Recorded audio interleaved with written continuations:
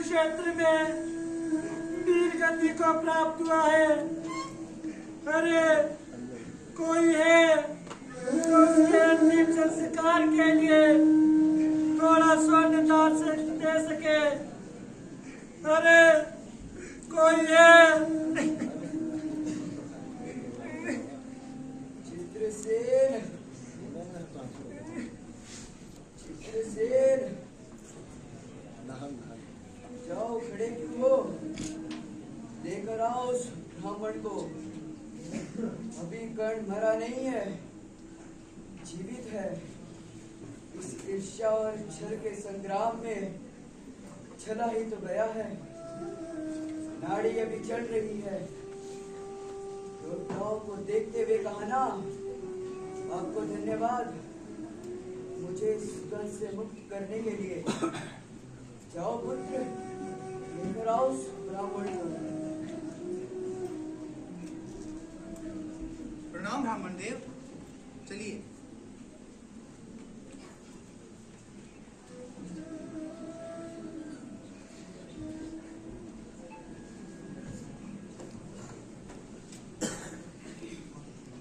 चित्रसेन, उठाओ वो पत्थर और तोड़ दो मेरा स्वर्ण दंत। डरो मत, कर्तव्य पथ पर डरना नहीं चाहिए।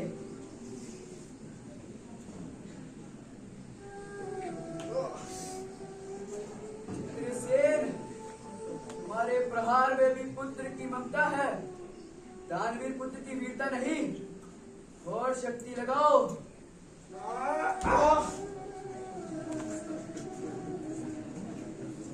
ये लो ब्राह्मण देव, अपने पुत्र का अंतिम संस्कार करो। दानवीर कर्ण की जय हो, दानवीर कर्ण की जय हो।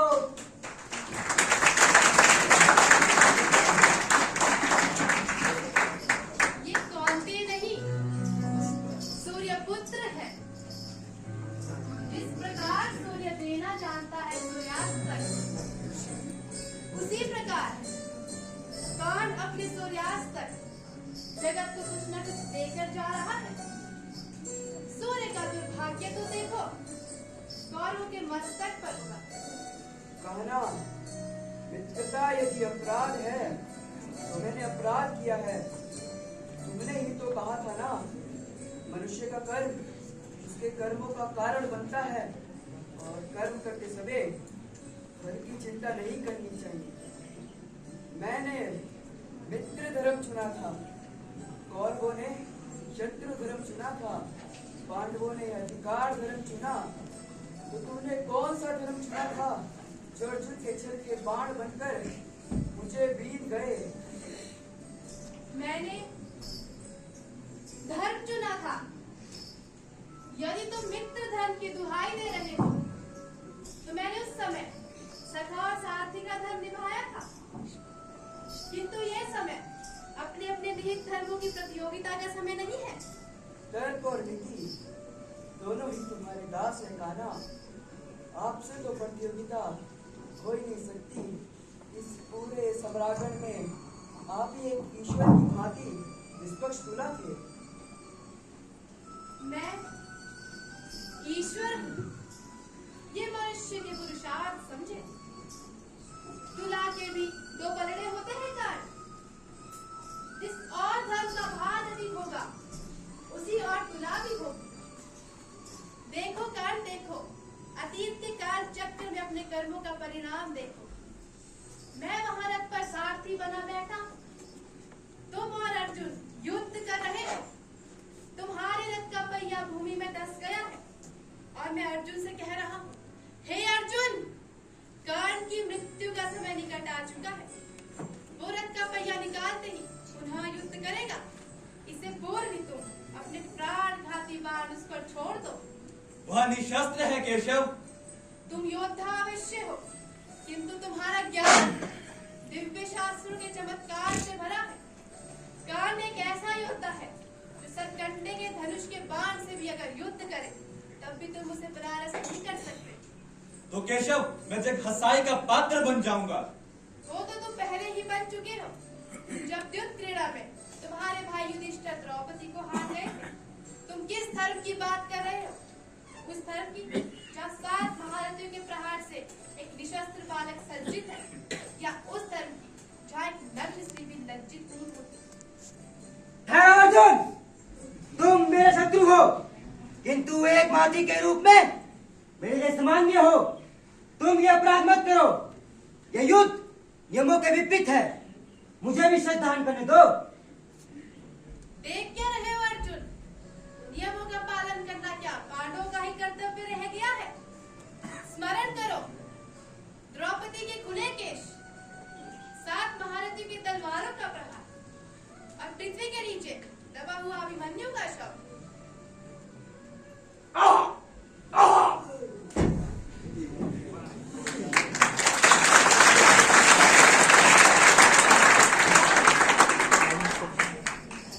तुम्हारे अधर्म को अपनी अधर्म से ढकने का प्रयास कर रहा था।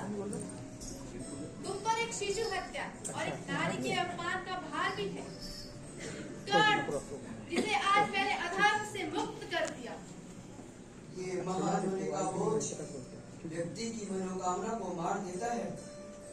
वो देखो, विप्र रूप धारण करके भगवान इंद्र आ रहे हैं।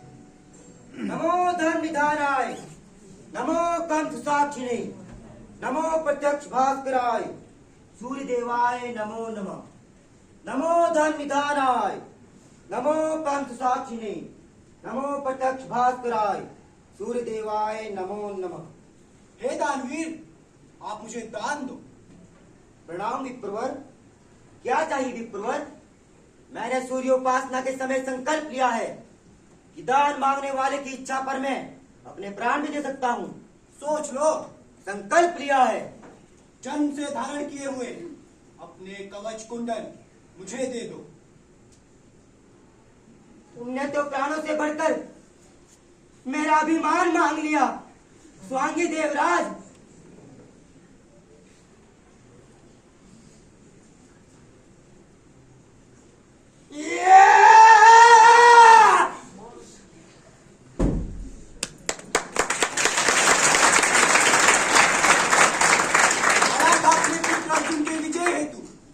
छल से तुम्हें कमजोर करने, लेकिन तुम जैसे महान व्यक्ति के आगे मैं विवश हूं। इसलिए मैं तुम्हें एक अमोघ अस्त्र देता हूं, जिस पर भी तुम इसका प्रहार करोगे वो जीवित नहीं रहेगा।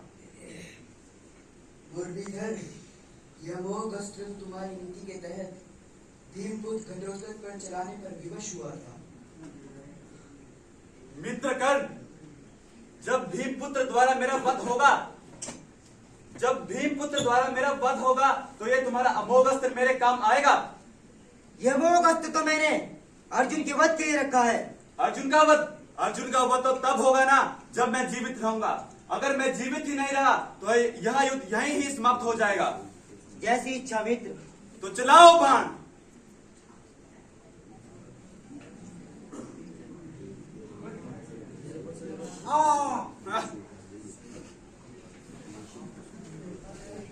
चलो, ये क्षण तो ऐसे थे जहाँ निर्णय सम्मिलित थे, किंतु राजमाता कुंती। कर्ण, तुम मेरे ज्येष्ठ पुत्र हो। इन कौरवों का साथ छोड़ दो। पांडव तुम्हें अपना भाई मान लेंगे और तुम ही सम्राट बनोगे। इससे बड़ा सौभाग्य क्या हो सकता है कि मैं पांडवों का ज्येष्ठ भ्राता हूँ। कौरवों को हराकर मैं हस्तिनापुर का सम्राट बनूंगा। मेरे जीवन के समस्त संघर्ष समाप्त हो जाएंगे। राजमाता, जो लालसा लिए मैं जीवन भर लोगों से द्वंद करता आया हूँ, वो सब इस प्रस्ताव से एकदम धुल जाएंगे। किंतु कर्ण इतिहास में अपना नाम विश्वासघातियों की सूची में नहीं करना चाहता। पर मैं चाहती हूँ मेरे पुत्र जीवित रहे। आपका पुत्र तो आपके लिए उसी दिन मर गया था जिस दिन आपने मुझे चर्मावती नदी में प्रवाहित किया था।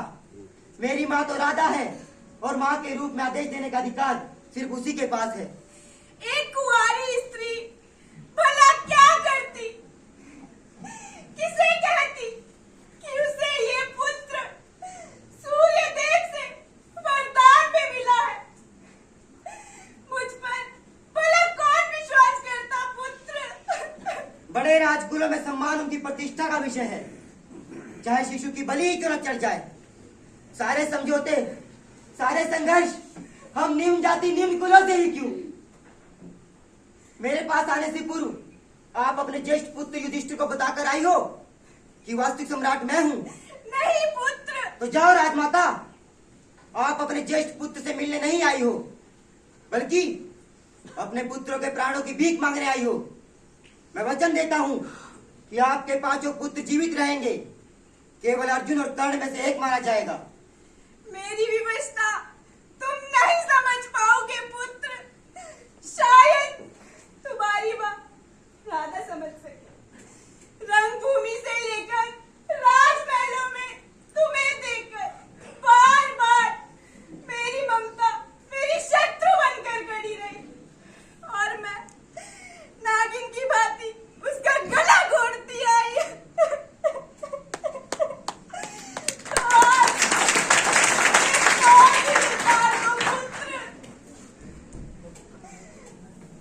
शिशु की भांति आकर मेरी गोद में सो जाओ पुत्र। आओ पुत्र, आओ आओ।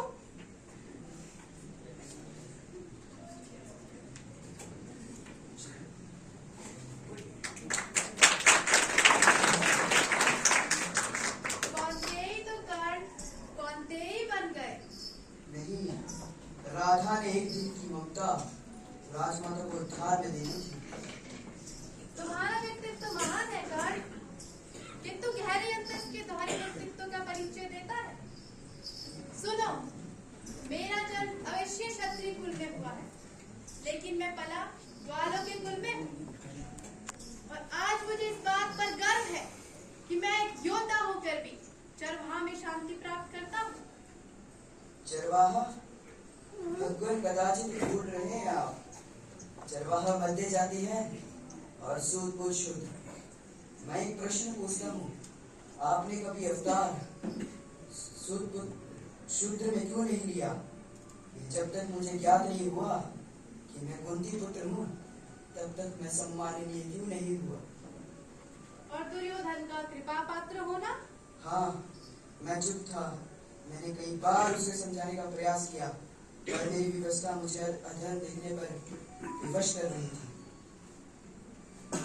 यही विवशता, ना कि दुर्योधन ने तुम्हें अंग देश का राजा बना दिया।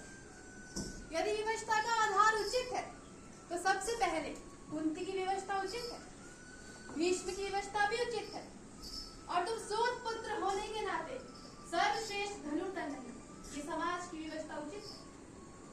याद है द्रोण की वो घोषणा?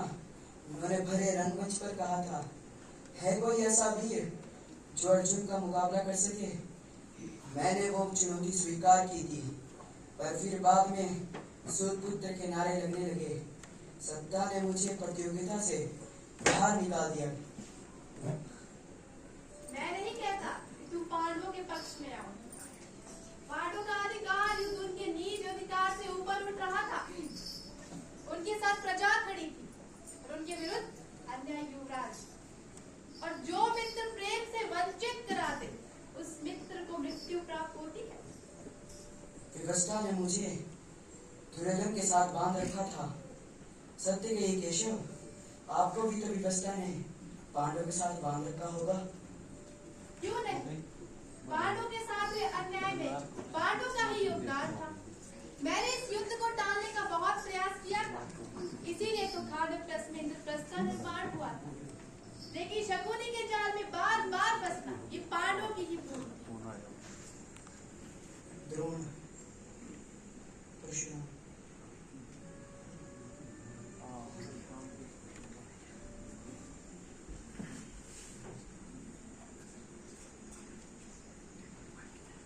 पुत्र कर्ण, धनुर्विद्या में लक्ष्य साधते समय अपने मन को एकाग्रचित रखो। अपने गुस्से को अपनी शक्ति बनाओ। मैं थक चुका हूँ, विश्राम करना चाहता हूँ। जो आज्ञा गुरुदेव।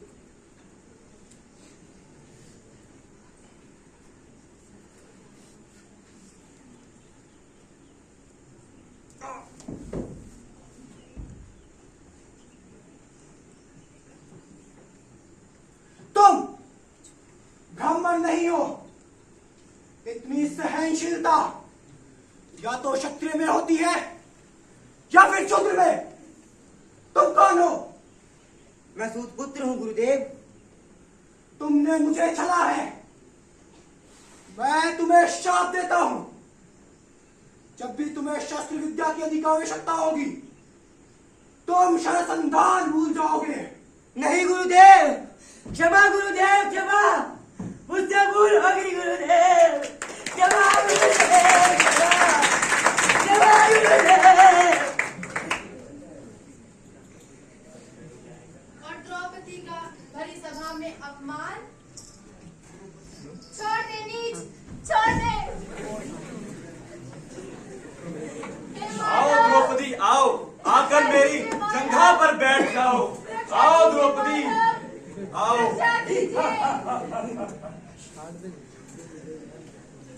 द्रौपदी के स्वयंवर में कहे गए वचन मुझे बाण बनकर चुभते रहे।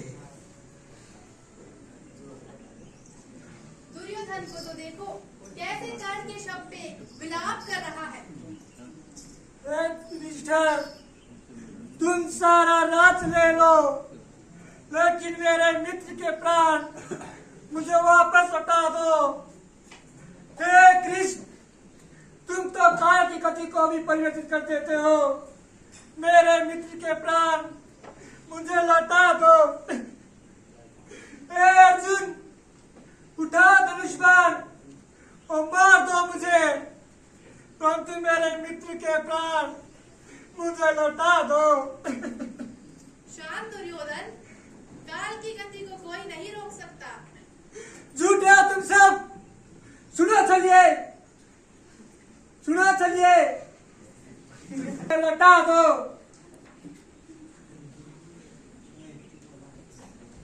देह छोड़े बहुत समय हो गया है, हम मुझे आज्ञा दे।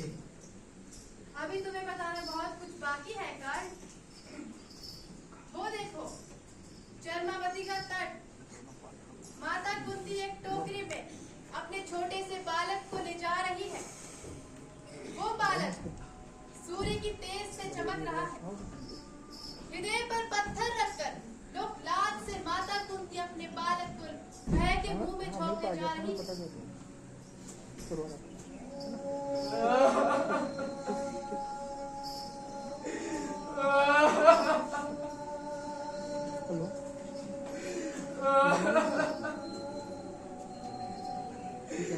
जिस झटके से मैं आज तक ऊपर नहीं पाया, चर्मावती की लहरों से हिचकोले खाता मेरा व्यक्तित्व। कभी राधा के सहारे, कभी कुंती के सहारे, कभी द्रोण के विरोध से, कभी आपके छल से उठाया और गिराया गया। मैं राधे पुत्र कर्ण इस सम्रागण का ऐसा हारा हुआ योद्धा हूँ जो न अपने वर्ग का उद्धार कर पाया, न कभी अपने आप को श्रेष्ठ साबित कर पाया। नहीं कर्ण, इस पूरे महाभारत के वास्तविक विजेता तो तुम हो, जिसने अपने मित्र धर्म को निभाया लेकिन मित्र धर्म की अवगुणों को स्वीकार नहीं किया।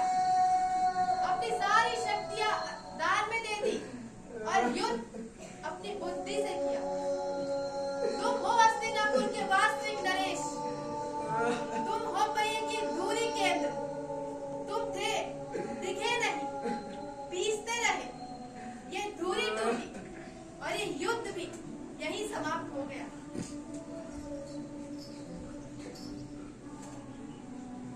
Master